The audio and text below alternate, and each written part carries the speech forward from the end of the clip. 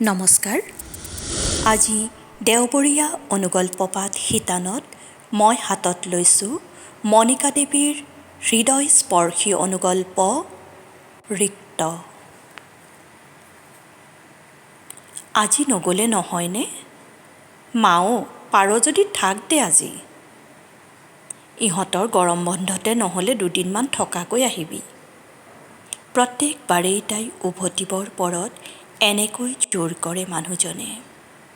তাইও উপায়হীনা, তেওঁৰ চেনেহৰ আবদাৰখিনিকো নেওচিবলগীয়া হয়। আগবঢ়াই দিবলৈ আহি সিহঁত চকুৰ আৰ নোহোৱালৈকে তেওঁ পদূলিতে ৰৈ থাকে।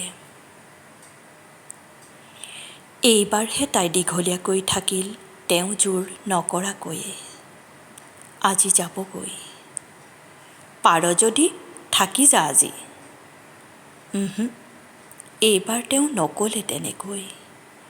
গাড়ীত উঠিবলৈ লৈ পদূলিৰ পৰা এবাৰ উভতি চালে তাই।